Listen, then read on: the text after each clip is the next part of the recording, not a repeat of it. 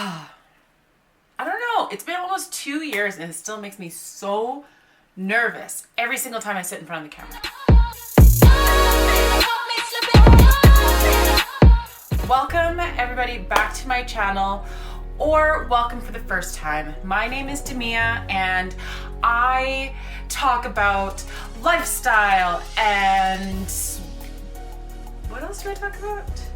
Lifestyle, mental health, wellness, all of the things that make you who you are and the best version of who you are. So my last video, well, one of my last videos was kind of a vlog about my going to therapy. And it did really well. It was really hard for me to film, but anyways, today we are going to be talking about something that so many people suffer from. It is ridiculous. And I actually happen to be one of those people. And it is high functioning anxiety. Now, before we really get into the meat and what? I don't even know what the saying is. But anyways, before we really dig deep into this, I just wanted to let everybody know who is watching this. I am by no means a professional. I don't have a doctorate. I didn't go to school for this. Definitely do your own research. But I am someone who is afflicted with this, and I have been diagnosed with it, with anxiety. And I just feel like we really need to end the stigma and educate each other and help each other out, be shoulders for each other to lean on when it comes to mental health and mental health issues. So that's why I talk about it. And so if, I'm saying something that resonates with you, definitely seek out some help, seek out resources that are available to you wherever it is that you live, because the last thing that you should be doing is suffering in silence. And that is something that has taken me a very, very, very long time to realize. I haven't always put myself first, haven't always treated myself the best, but 2023 Demia is really focusing on that. Yeah, if you want to join me, definitely hit that subscribe button. Give this video a like, comment below. I know that if you watch a lot of YouTube videos, you know that this helps with the algorithm and it helps getting my videos seen and all of that stuff. Please, I would love any love towards this video would be amazing. Share it with somebody who maybe, might be suffering or feeling out of sorts. I know that if there was someone like this out in the world that I could have easy access to, it may have made my life not easier, but I wouldn't have felt so alone in it. Anyways, we are now gonna dig deep and dive into high functioning anxiety. So yeah, that's what we're doing today. Okay, let's go. All right, okay, so high functioning anxiety, what is it exactly? So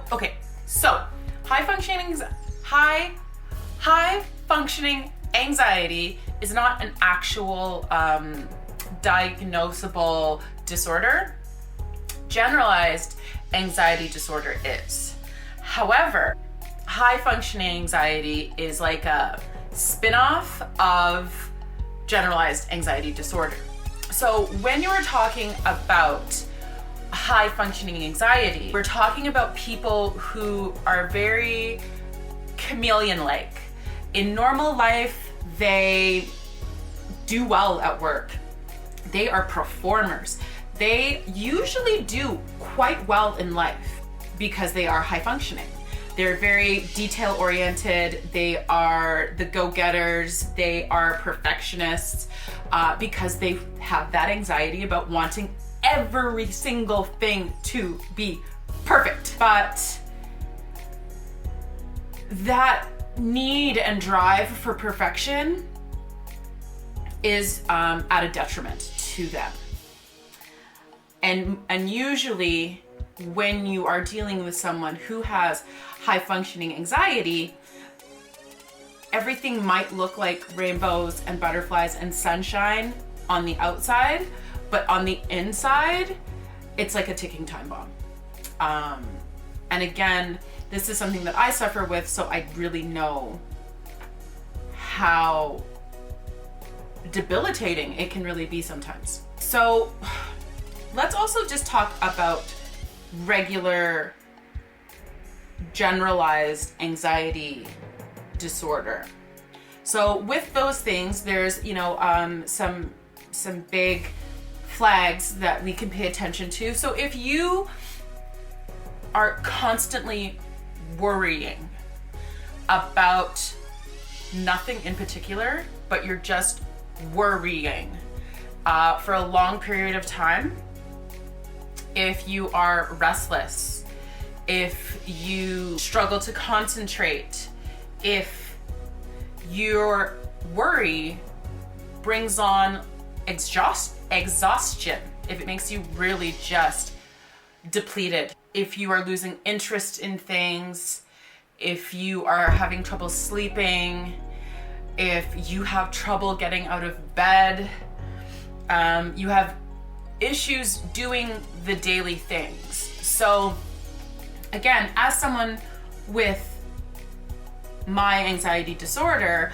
I'm really good at, you know, you tell me to get a project done, I can do it. No worries, no problem. Getting it started is a lot because I have the anxiety of like, how am I gonna do this? Like, is it gonna be good enough? Like, I really am my worst enemy in that aspect, but once I get the ball rolling, no one can stop me. But then on the other side of that coin, sometimes showering, sometimes doing my hair and my makeup, eating a well-balanced diet, drinking enough water, those are all things that I struggle with because it's not about performing, it's really just maintenance. And I have an issue with doing those things because I've spent so much energy doing the other things that I'm too tired. I'm depleted. That is another symptom of anxiety as well as high functioning anxiety. Also being restless. Yesterday's perfect example. I was having a depressive episode, and I was in bed, and my body just wouldn't let me get up. I couldn't, as much as I wanted to do things, I couldn't. But my brain was like, you should be doing this. Why are you not doing something? Why are you trying to sleep? You can't sleep. Why are you sleeping? Like, you should be cleaning, you should be cooking, you should be doing this, you should be doing that. And like, because of that, then I start fidgeting, and then I'm not even really getting rest, but I'm just up and about and like in my head, but also so exhausted by it all that I can't move. Yeah.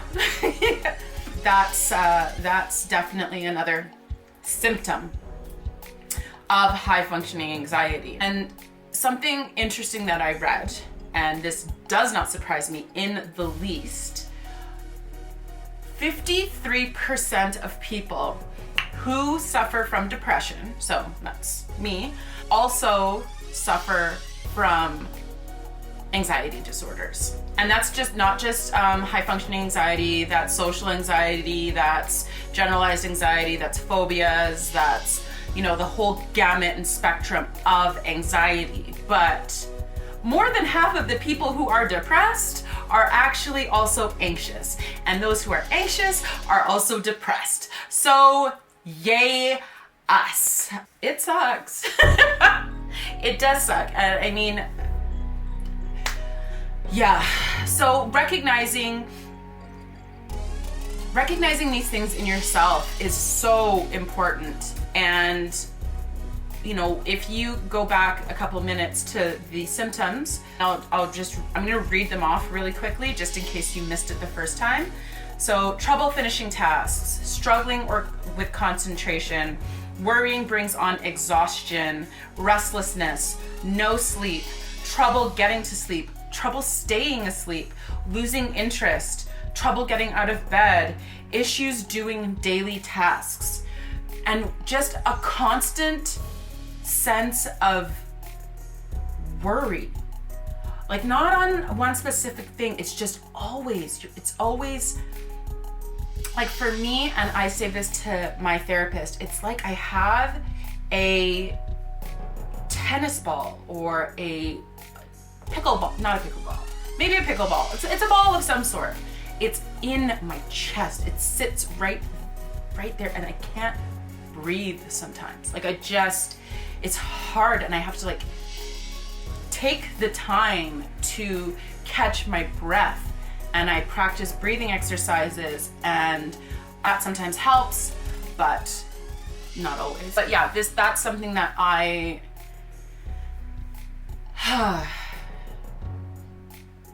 that to me is anxiety. It's that constant. It never goes away. Like, I've woken up some days and the anxiety monster she's right there, just talking. And I haven't even opened my eyes yet. So it's draining, it's exhausting. It's common, but it's not normal. And so if this is something that you suffer with, just know that it isn't something that you should be suffering with, and you're not suffering alone through this. There are definitely ways in which you can get help.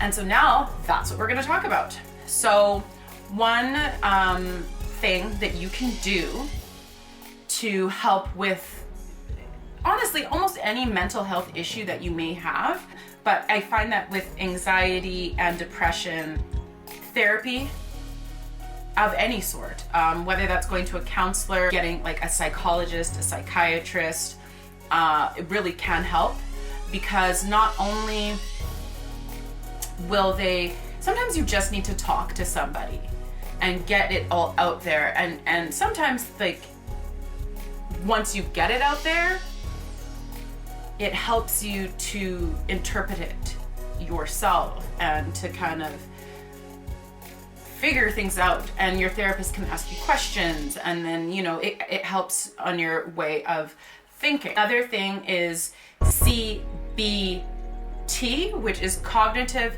behavioral therapy. So that's kind of like, and again, no doctor, don't know all the technical terms, and I might be a little bit off on this definition of it, but it's like glasses for your anxiety.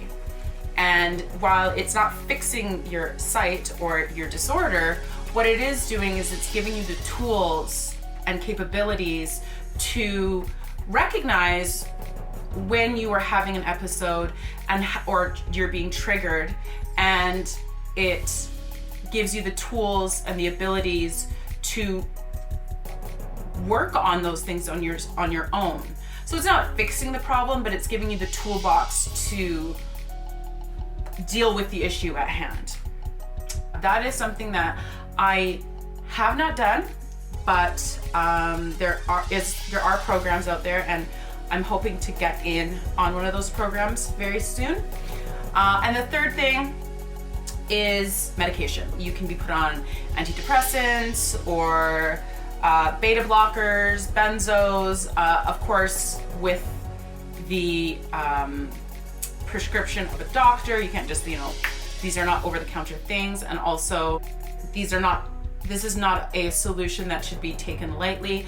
And I've also found, because I am somebody who is on antidepressants, anti-anxieties, and all of that fun stuff, that it usually works best when you're doing it in conjunction with therapy.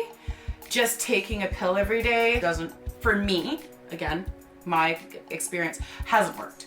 I need the tools so that I can function on a better path. Yeah, so again, I just want to reiterate, I am not a doctor by any means. I just want for us to have these types of conversations and for us to be able to talk about those things that we have, you know, deep inside that we want to talk about, but we don't feel it's like normal. I want to normalize the conversation around mental health. So again, if you like this video, please hit that like button, subscribe to my channel. Let me know what you want me to talk about next, because yeah, I mean, we've covered depression. I've done a vlog on therapy. I mean, I'm probably going to do another one. There's a couple other disorders that I definitely want to cover. Yeah, there was something else.